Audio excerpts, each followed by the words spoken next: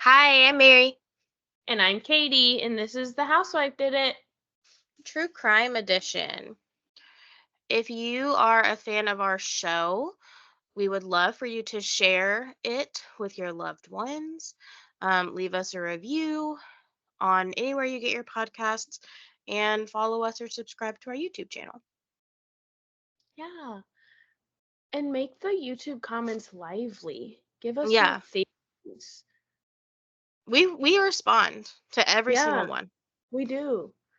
for now because there's not a lot. Yeah. Yeah, I was gonna say if we get famous, we might Yeah, not be able to do that. But right now, it's very manageable. All right, you ready to get started? yes. Do you have real time true crime? I do not. A Mizzou student is missing in Nashville. His name is Riley Riley. Strain. He is 22 years old. He went missing, or like the search for him began, I believe, since March 7th.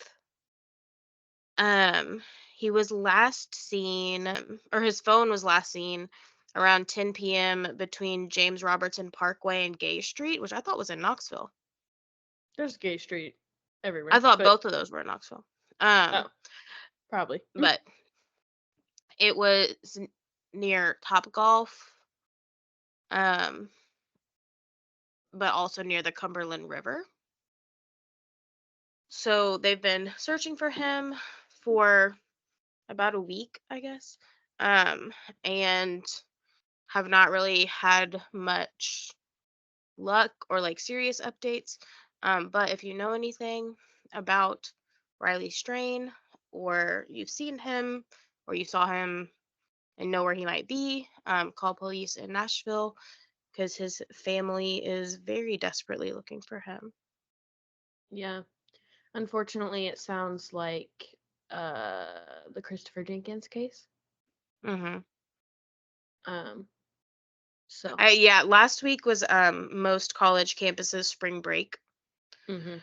Um, and I noticed, so we flew out of Nashville and back into Nashville, and I noticed a lot of like groups of like college age kids coming into Nashville or leaving Nashville. I think that was probably a pretty popular spring break destination for quite a few people. So it's very possible he was probably there with his friends at Top Golf or somewhere near there. Yeah. But they have not seen him since then. Yeah. Alrighty. We'll get into this one. The Coronado police were called out to the same home twice in 1 week. First, when a little boy fell over the stair railing and was taken to the hospital. Then, less than 2 full days later, a woman was found hanging from her balcony, nude, bound, and gagged, and was pronounced dead at the scene. Police immediately thought that the death of 32-year-old Rebecca Zahau was connected to the incident 2 days prior with 6-year-old Max Shacknai, but maybe not in the way that you might expect. Rebecca Zahau was born March 15th, 1979. That's today. Whoa, whoa, whoa, whoa, whoa. I don't like that. At least it's not the day she died, I guess. Yeah. In Myanmar or Burma. I did not realize those were the same place. She had also lived in Nepal and Germany before moving to the US. Reports say that she started dating Jonah Shacknai in 2008, but she was not divorced from her first husband until February of 2011. Jonah was a millionaire CEO of a pharmaceutical company, and Jonah had been married twice before meeting Rebecca and had 3 children at the time. She and Jonah met in Arizona when she was working as an eye clinic technician. In 2009, she was arrested for shoplifting at Macy's. It's really not relevant, but it was in like her record, so I was like, I'll throw it in there, I guess. A criminal. Never comes up again. So like she's fine, folks. I think Is she fine? dating, she's fine, like, she is not, like, awful. Okay. Um, I think the dating Jonah for 3 years before she was officially divorced is much more piping hot than a shoplifting charge. In 2010, Rebecca left her job at the eye clinic. Rebecca was staying in Coronado at Jonah's mansion on Ocean Boulevard with him and his 6-year-old son, Max. Coronado is noted as being the lowest crime city in all of San Diego County. Nice. Nice. Can't relate. Nice. On July 11th, 2011, Rebecca was home with Max and her teenage sister, Zena, who was in town visiting. Rebecca was using the bathroom when she heard a loud noise, and she walked out to find Max on the floor, unconscious, with his scooter next to him and the chandelier having been pulled from the ceiling. Max had likely been riding his scooter in the upstairs hallway before plunging over the railing and hitting the chandelier on the way down. Rebecca began performing CPR while her sister called 911. Max was still alive but significantly injured and was taken to the hospital.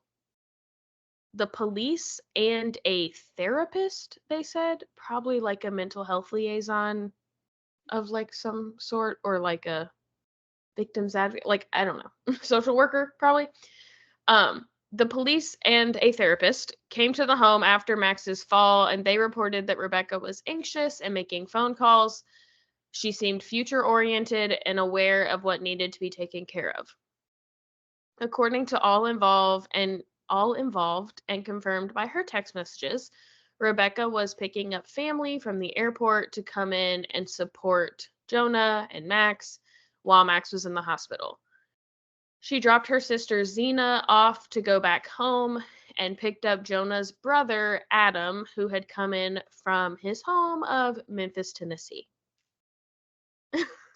He can't relate either to that being the safest place to live. No. Her last text to Jonah was at 7:51 on July 12th. She said, "Hi, babe.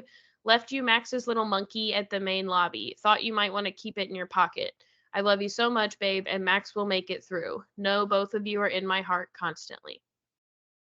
She later texted her sister at 9:42 saying, "I can't believe this. It's a nightmare, and partially it's hard for me because I love him like my own, but he is not, and I need to be strong for Jonah." Rebecca had a civil, but at times strained relationship with Max's mother and Jonah's ex-wife, Dina, which is normal. When first responders arrived on the scene of Max's fall, they heard Rebecca say, "Dina's gonna kill me." Also normal. Mm-hmm. Dina and her twin sister, Nina, felt Nope. like Rebecca. You We don't know a like that. family. We know a family that has that. Yeah. Like all of them. Yeah. It's a lot. Yeah. Dina and Nina felt like Rebecca's behavior was strange and that she wasn't telling them everything. Nina even speculated to the police that she did not believe that Rebecca had attempted CPR. And like, I don't know what the scientific proof that she did is, but like when this case is talked about, they like refer essentially to like he wouldn't have lived from the fall if she hadn't performed life-saving measures. Mm-hmm. Again, like I don't know if that's like proven or that's just like assumed based on the fact that she said she did CPR. But he did live, so like it's hard. I don't know. I feel like if she really wanted him to die, she could have made that happen. I don't. Yeah. Nina also thought that the 911 call made by Xena, it's just killing me, was strange because there were long pauses between her answers to the operator and notes that Rebecca and Xena originally gave the wrong address, saying 1040 Ocean Boulevard instead of 1043 Ocean Boulevard. Let me clue you in. Xena, Rebecca's teenage sister, was 13. She was 13. And from Um, Burma? Yeah, I mean, I think she's probably been in the US like most of her life, but like now Dina and Nina argue that like, or people argue that she should not have even been the one making the call, that it's like suspicious that Rebecca didn't make the call. But it's like, if Rebecca's the one that knew how to do CPR, Right. and you're Is a saying you're not 13-year-old even, going to perform CPR? yeah, you're not even sure she did the CPR, like, aren't you glad she did the life-saving measures? I also think if Xena was trying to guess the address, it makes perfect sense she got it wrong. Even Rebecca could have gotten it wrong because she's stressed. Or she could have said 1043, and Xena was like, all I heard is 1040. 1040 something. Yeah. So a little silly, I think. It was Rebecca who picked Nina up at the airport when she had gotten into town. So Nina started off asking her questions, which she says Rebecca was not fully answering. The night that Rebecca would end up dead, Nina came by the Shacknai home around 10:30 p.m. trying to talk to her. She just thought she should try to get more information about the fall, but when she knocked and wasn't getting any response, she texted, said, "Are you up? I want to talk." Still no response from the text, so she eventually left. A witness would later say that as he was riding his bike down Ocean Boulevard, he saw a woman walking back and forth around the front of the home. However, he was confident that this woman had dark hair, which would fit the description of Dina, but not her twin sister Nina, who had dirty blonde hair. Now, you glad you didn't do this case? Yeah, I can't take much more of this. The morning of July 13th, Adam Shacknai woke up in the guest house of the mansion and said that he was headed to the main house to get some coffee. On his way over, he saw Rebecca's nude body hanging from the balcony, along with the rope tied around her neck that was connected to the bedpost. She also had a t-shirt around her mouth and neck, ropes around her ankles, and her hands tied behind her back. Adam claims that he cut her down, called 911, and was attempting CPR on Rebecca. I was going to play some of the 911 call.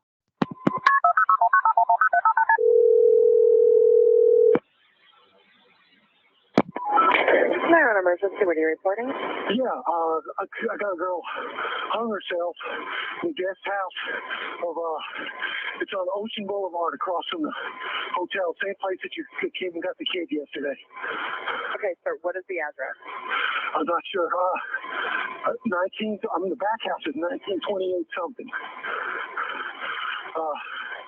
I'm not sure. Let me call you back. Okay, sir, is she still alive? I don't know. Okay.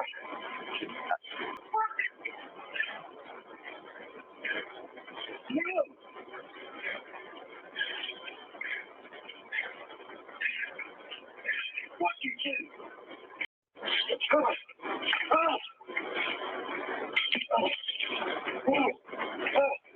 Are you alive?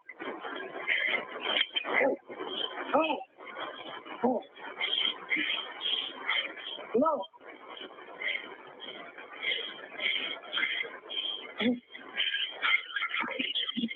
Hello. Yes, sir. Did you get the address? No, sir, I need the address.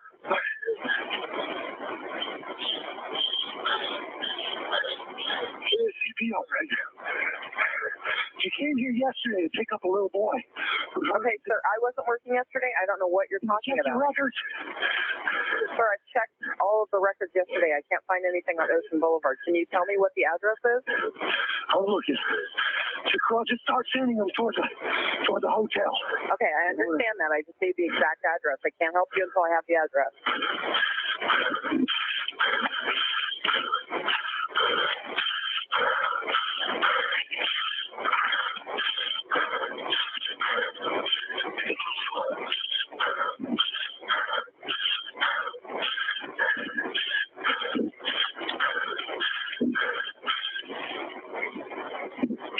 1043 Ocean Boulevard. 1043 Ocean? Okay, is she still alive?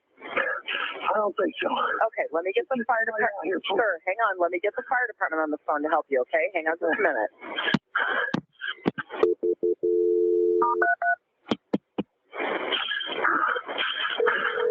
Fuck. Come on. Fire medical emergency? Coronado with a transfer. Go ahead, sir. Okay. Hi, That lady is hung herself. what's the address? 1043 Ocean Boulevard. 1043 Ocean Boulevard? Yeah. Okay, what's wrong? She hung herself, man. I woke up. Okay, is it the house? It's a house. Okay, how old is she? I'd say about 30. 30? Okay. When was the last time you saw her? Last night. Okay, is she beyond help? Well, give me some. I'm compressing her chest right now. Okay, hold on. So what's your name? Max Shacknai. Okay, I have help on the way. What's your cell phone number? Is it 901-485? 901-485. Okay, listen to me. Help is coming right now, okay? And Peter, you're on the way? Yes, we are. Okay, and you're right there with her. Did you cut her down? Yes, I did. Okay, just stay with me. All right. Thoughts? Nice one. It's weird because I feel like he started out very calm. He was like, "This woman hung herself," like, but So no, doesn't. silly of her. And then like just got increasingly more like feral. And I feel like it usually happens the opposite way. Mm-hmm. I also feel like he was like yelling at her, like at Rebecca, like, Are you alive? "Are you alive? Are you like?" And at one point, I thought I heard him say "fuck you" to somebody. And like she's probably not. Even if she is, she's probably not gonna be. Yep, I'm good. And then like some of it was like almost like funny. Like he's like, "Okay, y'all, are y'all coming? I don't have the address yet. You haven't given me an Yeah. address. I don't know the address." Like, Well, I was dude. thinking that like I have a problem with the 911 operator and him. Like, why did we let 2 minutes Right. of him breathing pass Right. without you asking again for the address or him going to look for the address? Right. Like, And then what? like the assumption, one, getting it wrong that they were just there yesterday. Yes. But two, the assumption that they should have the address. Like, you think that y'all's house is the only crime or reason to call 911 in the past week in San Diego County? Yeah.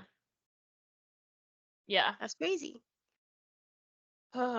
It's weird, and like I think all the noise like lends to what his story will be, that he was like doing chest compressions, that he was cutting her down, which like explains like the huffing and puffing, but it's weird. It's strange. So when police arrived, Rebecca was pronounced dead.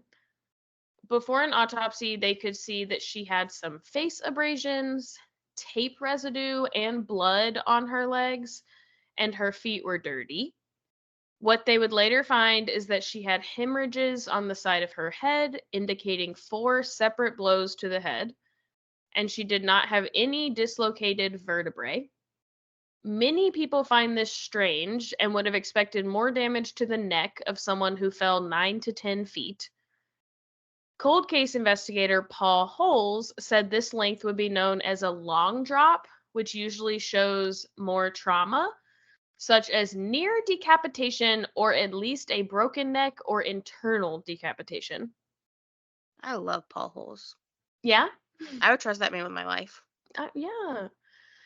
To some, the face abrasions seem consistent with someone going over the balcony head first and hitting their face on the balcony or wall before the full length of the rope had been reached. One expert, Cyril Wecht, who I love, says that he does not think that the 4 blows to the head look consistent with hitting branches during a fall, and he also concluded that the injuries to Rebecca's neck look more consistent with manual strangulation. I want to note in this case that like it's one of those ones that is like seriously just a fight of the experts. And it's a lot like Michael Peterson case where like you can agree, like you can prove one fact can like prove one of the other. Face abrasions, oh, she was beat up first, or face abrasions, she jumped off a balcony. So there will be a lot of that. So you must just decide for yourself. Ain't no way she jumped off a balcony. You must decide for yourself, even though we will Tell not. you what to pick. Yeah. We will not mince words. There are mixed reviews from either side's experts on how complex the knots binding her wrists and ankles really were, and if she could have done them herself. Some experts believe the knots looked like complex nautical knots. Others said that a layman could definitely tie them. Police did a demonstration of a person tying the knot behind their own back to show that it is possible that Rebecca did so herself.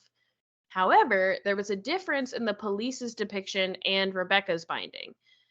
The knot, which completed the binding on Rebecca's wrists, was at the top of the binding, so like the furthest from her fingers. But when the police tested it and the person tied it themselves, the knot ended up on the bottom where you could like easily grab and tighten it with your fingers. So they were like, see, easy enough. And she just hopped over Mm-hmm. And launched herself. yeah, and then when you put the two bindings actually next to each other, like they're not exactly the same. Police say that as soon as they got the call about Rebecca, 2 days after visiting the Shacknai home for Max, they thought, we know what happened here. They were confident that she had completed suicide because of her distress and guilt following Max's accident. Inside, investigators found the rope fastened to the bedpost in neat square knots and still hanging off of the balcony where it had been cut. Next to the bed, they found 2 knives. Both were confirmed to be from the kitchen. The smaller knife had blood all over the handle, and they made a point to say the blood was on all 4 sides of the handle. So it is literally all over it, all the way around. It was confirmed to be Rebecca's blood, which was assumed to be menstrual blood, the same as what was on her legs.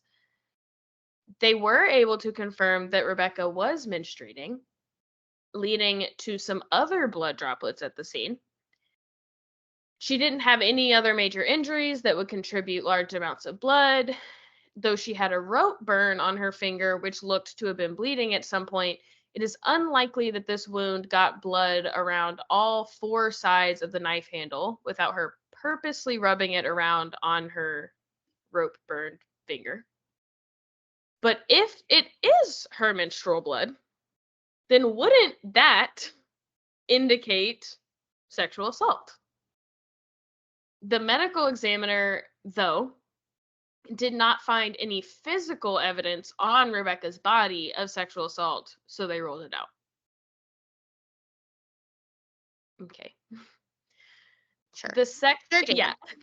But like, why are we not concerned in some way, shape, or form that like the handle of a knife is covered in her blood when she's not bleeding from anywhere except one place?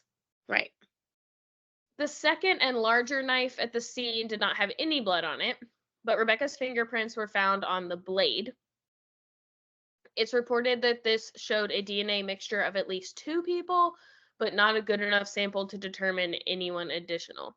Now, this is also a household knife, so it isn't unheard of that it could have been Jonah's DNA or Max's DNA. Hopefully Max is not handling giant knives, but I don't know. But most of the DNA at the scene was Rebecca's. In fact, there was a major lack of DNA evidence from the other people who lived in that home. In true crime, I think that people often forget that DNA and fingerprints are actually slightly difficult to leave behind in a way that is collectible and testable. So it's like definitely possible that there just weren't other like usable samples, but others think that this indicates a scrubbed crime scene. Possibly the most notable thing found at the scene was a message written in black paint on the bedroom door leading into the room that Rebecca was hung from. In large block letters, it read, "She saved him, can you save her?" Rebecca was a painter, and it was found to be paint from her own paint set. There were also 2 paintbrushes laying next to the bed that seemed to be Rebecca's. There was matching black paint on the rope, as well as on various parts of Rebecca's body. It was found on her right hand and index fingernail, her neck, her upper right chest, and then on both of her nipples. Mhm. Experts have said that the marks on her nipples looked consistent with someone having pinched her nipples. However, the paint on Rebecca's hand is not on her fingers or the front of her hand in a way that would look consistent with her having done this. Like it's on like the back of Mhm. her hand. So I don't know about that. And the paint on her fingernail looked like it had a pattern on it, one that could have been consistent with a glove. Because mhm. Because investigators immediately assumed that this was a suicide, they did not take very thorough samples in for evidence. They did test the obvious items like the rope, knives, paintbrushes, etc., but they did not swab her entire body for DNA. They also tested each item using one swab. So, for example, they used one swab for the entire door, one swab for the entire length of the rope, and so on and so forth. This means that if the primary DNA on the door inside of the home that Rebecca lives in is Rebecca's, then it would be difficult for tests to detect a secondary DNA. Mhm. So then obviously their running back is like, oh, we don't know what else is in here, but it's definitely Rebecca. As I mentioned before, the only blood noted on Rebecca or at the scene is said to be menstrual blood. There are a few droplets on the carpet right in front of the door with the painted message. This could indicate that Rebecca stood at the door and painted that message herself while naked and bleeding on the floor. Right next to the blood drops was a towel, and based on the shower, it did seem that she had showered recently. So she could have just dropped the towel and started painting this.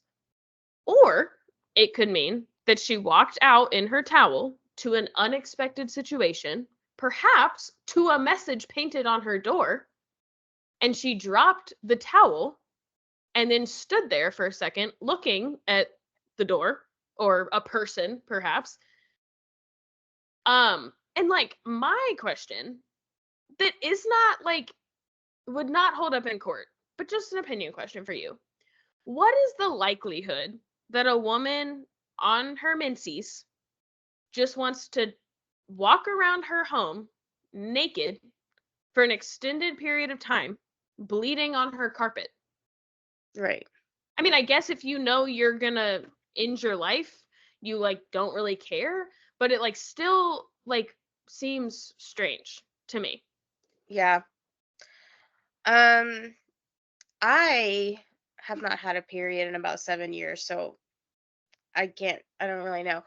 But I will say, I feel like when I did have a period, that was like the first thing I did when I got out of the shower was like I did not leave the bathroom until I like Mhm. was dressed in some way because I did not want to bleed everywhere.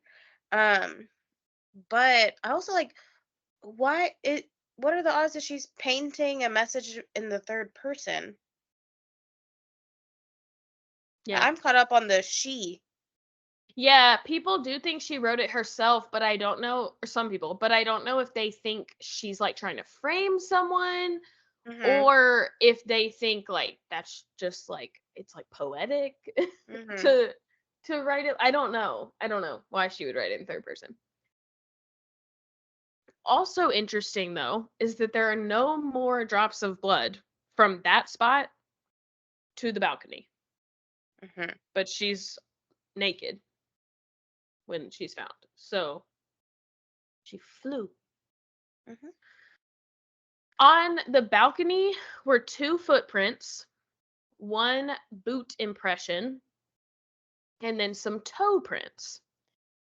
People question how these footprints look the way that they do, with her ankles bound and her essentially having to hop toward the balcony railing.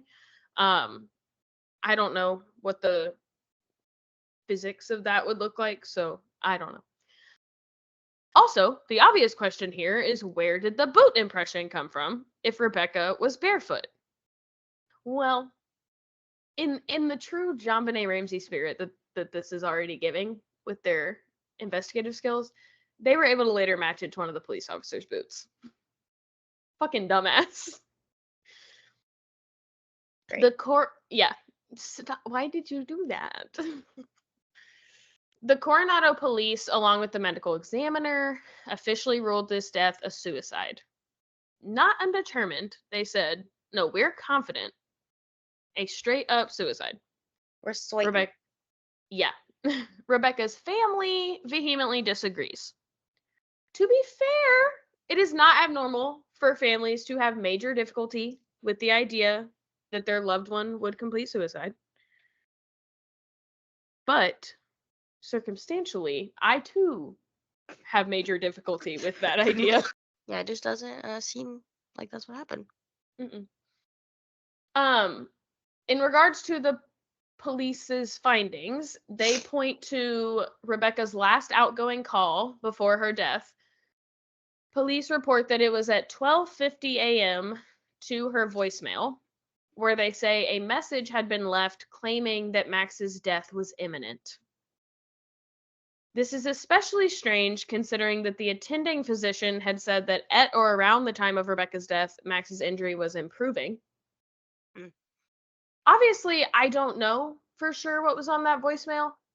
I'm hoping the police do, and that they're not completely freeballing here and saying, like, we bet that's what the message, she heard a message that said this. I hope they have something, but I swear to God, if that woman listened to her voicemail and then deleted it, and they're just like, well, it's got to be that, I'm going to lose my mind. Max, though, would not ultimately succumb to his injuries until 3 days after Rebecca was found on July 16th. I was about to say 26th. That's a lot of days. 3 days after the 13th. They also pointed to the fact that all of the items at the crime scene had come from inside of the home. So the knives, the paintbrushes, the rope. Which is fair. Like, that's true. Understood. The police... all the time. Yeah. Especially if the murder came from inside the house. But the police did question Jonah and Adam Shacknai, with Jonah being her boyfriend and Adam being both the last person to see her alive and the one to find her dead. None of Adam's DNA was found on Rebecca's body or on anything at the crime scene, including the area of her body where he would have performed CPR and the knife that he used to cut her down. I don't like that. Adam sounded very out of breath and preoccupied during his 911 call, but was this just because he was performing CPR, jumping on and off of a table to cut Rebecca down, or was it something else? This, I think, is so interesting, and when I just played it for you, I think I heard it, but experts cleaned up the 911 call audio, and they believe that they can hear him say, "Hold her still," as well as what they believe to be another person's voice. And that's all based on, like, the octave and stuff, so, like, I don't know. But when I just played it for you, I was like, wait, it does sound like he said hold her still. So. Scary. Interesting. Adam did agree to a polygraph test, but throughout the interview, Adam seemed exasperated, inconvenienced. He's always out of breath. Yeah. He seemed inconvenienced, like, cannot believe y'all are making me do this, and at times combative. He frequently used the F word. He tried asking the polygrapher basically, like, well, you know, like, less than 12 hours ago, I saw a dead body. Isn't that going to affect my results? Like, I'm shaken up. And the polygrapher did explain, like, he said, like, we can actually, like, I don't know, like screen for nervousness because like we're starting your baseline now. And so you're already nervous. So like we're going to test from here to when I ask you questions about her. Like Right. we've got this, buddy. We know how to do this. You don't worry. The polygrapher though found his results to be inconclusive. But later, another polygrapher watched the interview and reviewed the results, and he felt that it was an obvious fail. Now, obviously, I am not a polygrapher, but they did like show the results, and it literally went whoop. And like, I don't know what the level of like between fail and inconclusive is, but it looked like an obvious fail to me, my friend. How much higher could it have gone? Right.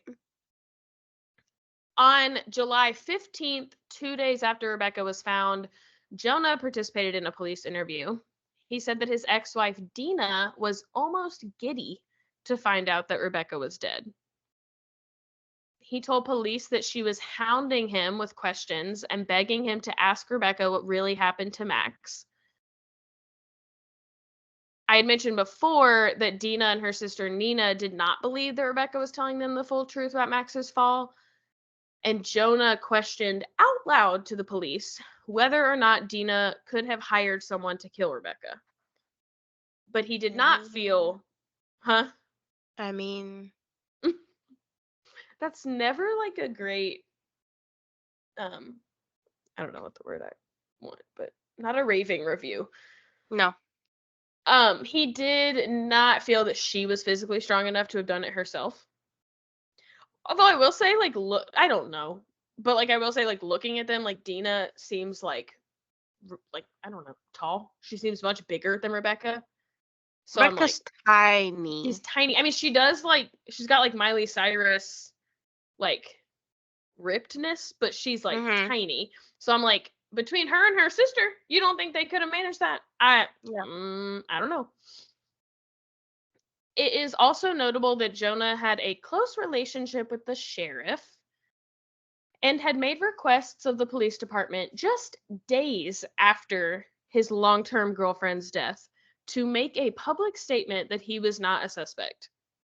His company's stock prices were falling because people worried that he was involved. Interesting, but not super relevant, but I just needed to put it in here. In 2015, Schwartz and Sandy's. in 2015, after Jonah's company Medicis had been sold, it faced over 100 claims of sexual harassment and eventually settled for over $7 million. I will say in the documentary I watched, they said over 225 claims. But when I researched it, I did not find that number. So I went with 100 because I thought 100's bad enough. Yeah. But, whew. Oy vey. Yeah. Jonah was ruled out as being directly involved, at least, because he was confirmed to be at the hospital with Max for the entire night and morning of Rebecca's death. The police did conduct computer searches inside of the home, where they found links to anime and Asian bondage porn on the home computer. Which, you know, I'm not trying to yuck nobody's yum, but it is sometimes helpful for the police to find those things.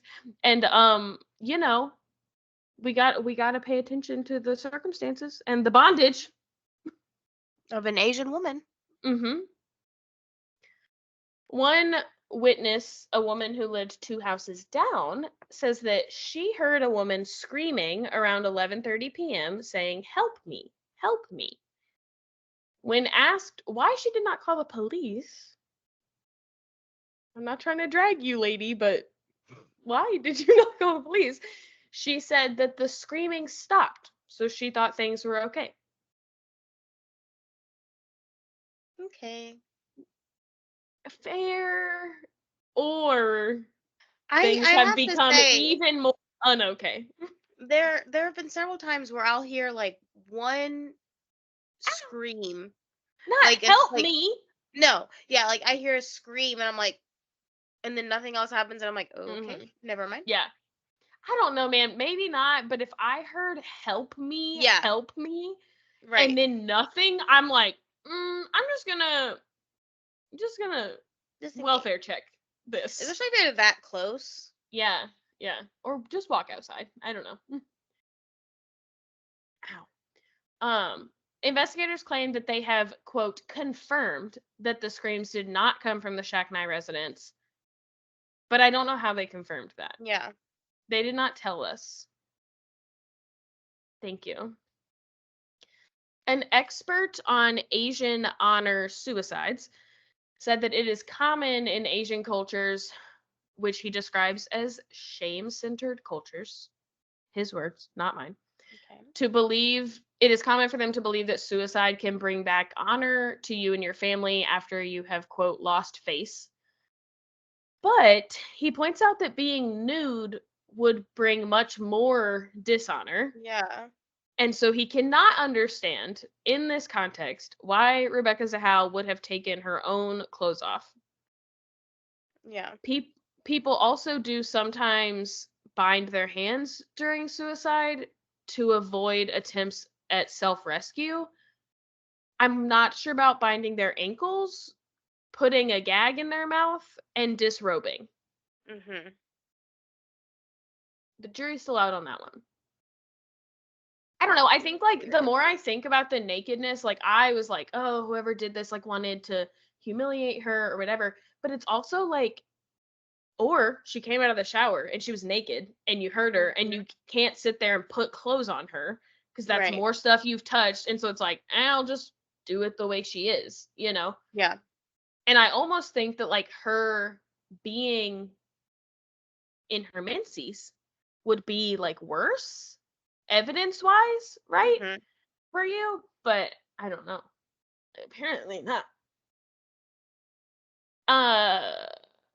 If Rebecca's family was not going to be able to convince investigators to look at this as a possible homicide and open a criminal investigation, then they would have to try a different route. They filed a wrongful death suit in civil court against Adam Shacknai, Dina Shacknai, and Nina Romano. The theory was that the sisters went over to the home where a conflict ensued.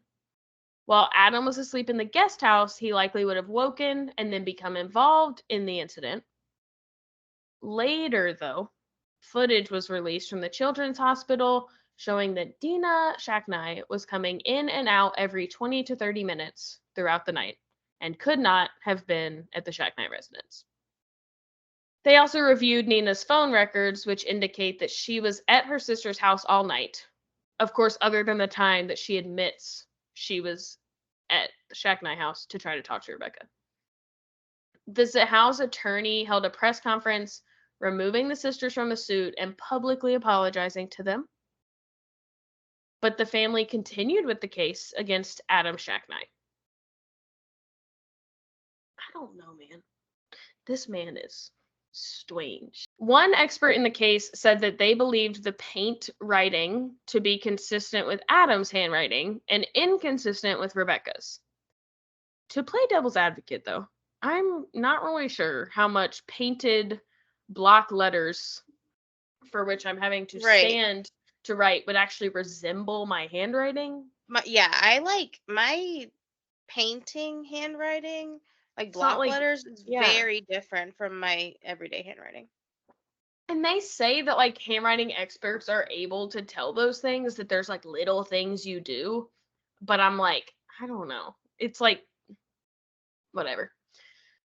They also pointed out when reviewing the knots that they were said to resemble nautical style knots, and that Adam was a tugboat captain Mhm. in good old Memphis. Home of the tugboats.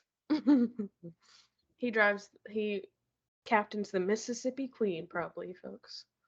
Just kidding, I don't know that. Just saying it. During the trial, Adam testified that he had had to stand on a table and reach up in order to cut Rebecca down. However, the height at which the rope was cut would have been at a height that 5'11" Adam could have reached.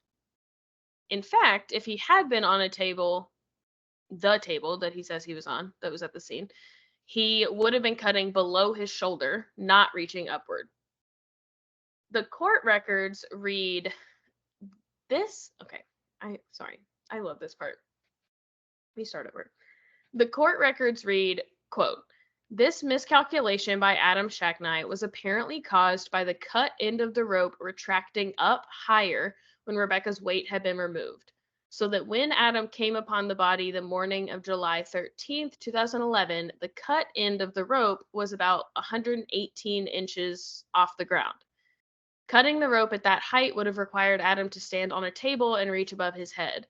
This discrepancy supports the scenario that by the time Adam approached Rebecca's body that morning, the rope had already been cut and retracted, and Shacknai, in a panic, mistakenly believed he needed to come up with a story that included him cutting the rope at the level it had receded to." End quote. Little fucking dumbass. He looked up and he said, "Oh, I'd have to stand on a table to reach that." Which, honestly, though, like, I feel like in the 911 call, I can, like, hear him getting up and down off the table. Like, it sounds like that, but that's because I know that's part of the story. But, like, maybe he did it. Like, maybe he, like, she's already on the ground, and he's like, "No, she's dead. Let me just run around. I'll hop up and off this table. I'll compress her chest. Like, I'll just do the things I say I'm doing so that it sounds like I'm doing it." Stupid.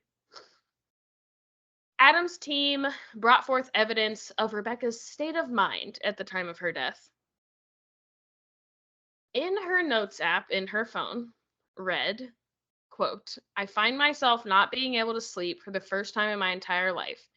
Now when I close my eyes, my mind begins to race, thinking and brewing over many situations and trying to come up with a solution of some sort.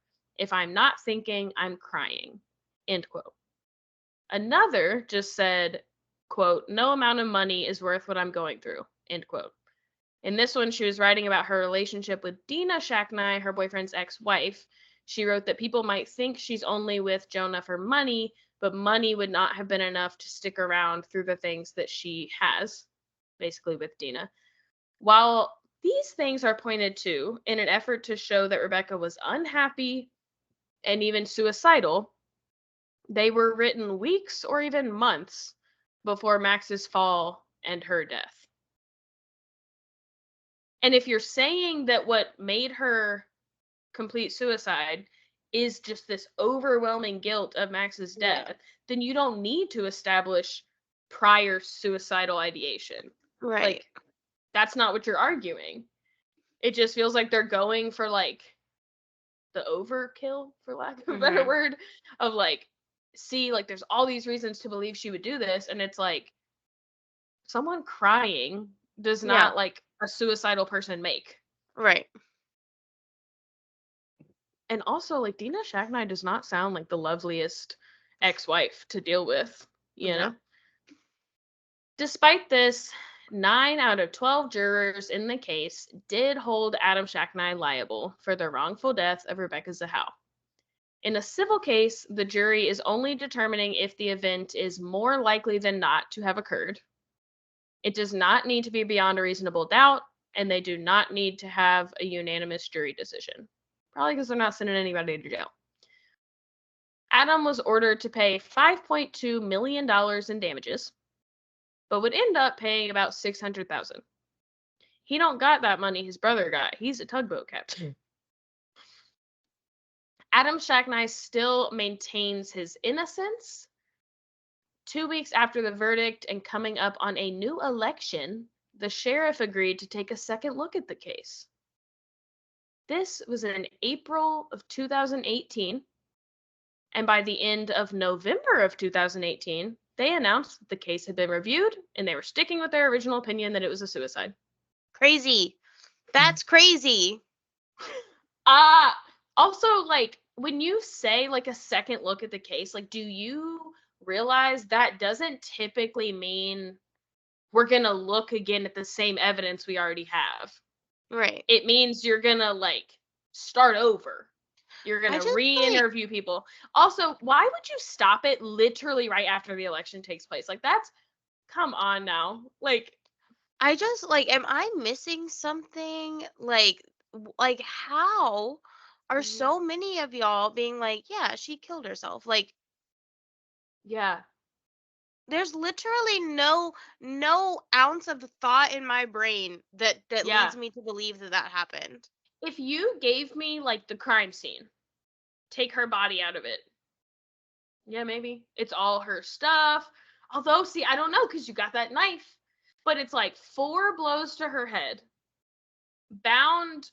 And I don't even want to talk about like if it's possible. Is it possible that she tied a really intricate knot around the back of her hands? Maybe. Is it possible that she bound her ankles and then hobbled to the balcony? Yeah, maybe. Is it possible she put a t-shirt in her own mouth? Sure. I just don't find it likely. Yeah, why would she do Why that? would she do that? I don't understand. The medical examiner also re-released their autopsy findings, saying that upon their review, they still concluded that there was absolutely no evidence on Rebecca's body to indicate sexual assault, or I guess any assault. Even those blows to the head, because they think nothing happened. No foul play here. The family is still hoping that the San Diego County Medical Examiner's Office will change the manner of death so that they can begin a proper criminal investigation into Rebecca's death. Finally, I'm going to play a clip of a news segment from Memphis News from 2019. Shout out Kanji Anthony. When Adam Shacknai called into the local news to declare his innocence. Nope. Then after that video, if it's not already clear, we can talk final theories. From the Memphis man at the center of a mysterious death at a California mansion. As we told you last night at 10, the family of the young woman believes that he's responsible. WMC Action News 5's Janice Broach is here with the explanation that he gave her for the tragedy. Janice? Well, Conchi, Adam Shacknai contacted me after my story last night about the death of a woman in the San Diego area in 2011. Now, even though it was ruled a suicide, the family insists Shacknai, who lives in Memphis, murdered her at the mansion she lived in with his brother. Shacknai denies it all. Oh, I get outraged at times. I mean, I try to keep a sense of humor about it. Adam Shacknai told me by phone he wants to set the record straight about the accusations he murdered 32-year-old Rebecca Zahau. Shacknai, a Memphian, is a riverboat captain and could not do an in-person interview. He says he is tired of the Zahau family accusing him. The latest, a news conference on Wednesday in San Diego where the Zahau family and their attorney pointed the finger at Shacknai again. The family has decided to put up $100,000 for information leading to the arrest and conviction of Adam Shacknai. The Zahau family and Keith Greer have hit a new low. I didn't think it could be done, but they have. In 2011, Rebecca Zahau was found nude with her hands tied behind her back, her ankles bound, and a t-shirt gag. She was hanging from a balcony at the San Diego area mansion her boyfriend, Jonah Shacknai, owned. Jonah is Adam's brother. Adam found Rebecca hanging, called 911 and cut her down, giving her CPR. The trauma of that and then having to suffer this kind of persecution. Adam Shacknai was at his brother's mansion after Jonah's 6-year-old son Max fell off a banister, dying 5 days later. Max was in the care of Rebecca when the accident happened. She was found 2 days after Max fell. 2 rulings by law enforcement determined Zahau committed suicide. Despite that, Adam Shacknai was found liable in Zahau's death by a San Diego civil jury last year. The Zahau family was awarded more than $5 million. The case was later dismissed by Keith Greer with a settlement reached between the family and Shacknai's insurance company. Shacknai has always insisted he had nothing to do with Rebecca Zahau's death. He was staying in a guest house on the grounds of the property. Adam Shacknai says he always thought it was a suicide over Max's accident. It's a sad thing to see, to know that somebody was that sad. The Zahau family has filed a civil grievance with the San Diego County Sheriff's Office, hoping the case will be reopened. The family says it won't give up until that happens. Janice Broach? No, the other woman that was in front of the door. Oh, Mary Zahau? Her She looks sister? just like her. I know, she does. Yeah, I don't think I've ever seen Xena. Probably just because she was so young. But Yeah. he I don't know, man. I have such a hard time with these people. And maybe I would feel so different if it was me and I felt like I was being like framed for something or Mhm. like everyone in the world thought I did something that I didn't. But like I don't get these people that aren't like it was incredibly traumatic. And Mhm. I am like so sorry that the family has gone through this and they don't feel closure. And like, I wish I could give that to them. But he's like, I'm trying to find humor in it. And it's just sad when people are so sad. And I'm like, There is what? no humor. Yeah. You're trying to find it because it's not there. Just go be a hermit. Like, stop. Don't call into freaking WMC5. That's And crazy. that's nuts. All right. Final thoughts. What do you think happened here? I have always thought that Adam and the twins like plotted to kill her. And that the message on the door was like sarcastic. Like, oh, y'all are so sure she saved our son? Mm-hmm. She saved him?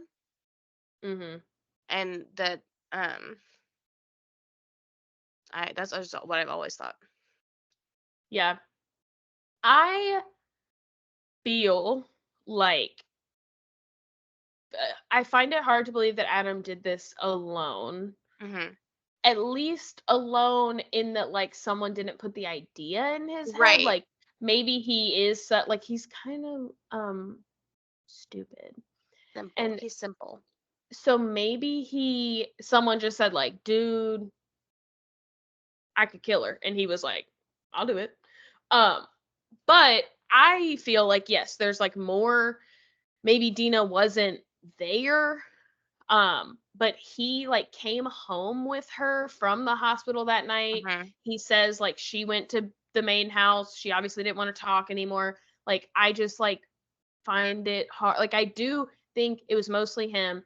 I also like in recent years or recent research feel like we so quickly were like Jonah couldn't have been involved because he was at the hospital, but like he did not seem sad. And when he talks about the case still, Mhm. he says like I am so sorry for the Zahau family because I know what they're going through because I lost my son. No, you know what they're going through because you lost the same person they did. Right. You lost your son and your 3-year long girlfriend at the same time. So Yeah. like I think it's red flaggish to me that you would like not consider that a tragedy in your life. Mhm. But unless he does just like blame her a little bit, even Yeah. if he wasn't involved. But yeah, I feel like this was a group effort. Yeah. I think they all blame her for what happened. Yeah. Or like maybe they at the time like he was alive, Max was still alive, and I don't know, maybe someone was like, oh, good for her, she saved him, but like guess what, you're not gonna be able to save her. Mhm. But yeah, you're right, like if they don't believe she did CPR and they don't believe that Mhm. she was as like innocent in it, Yeah. then it I could feel totally like be like, sure. the message on the door like feels very much like, how dare you give credit to this Mm-hmm. woman for saving his life When she's when the reason she's it the one happened. who was there and she Yeah. let it happen. That's Mm-hmm. what I've always thought it like that's how it reads to me is like Yeah. that's like which like I think that if that were my child, I think that that would be hurtful Mm-hmm. if like I was not there and something terrible happened to my child and the person who was watching them was being like praised for saving him when they also are like They weren't saving him enough. They weren't paying Right. attention. Whatever. they Yeah. didn't prevent it from happening. Mm, I wouldn't yeah. pin it on a door and then kill them, but Yeah. You heard it here first, folks. Mary would not do that. yeah, it wasn't me. It wasn't. But all right. That's what I got. Thank you. Mhm. Bye. Bye.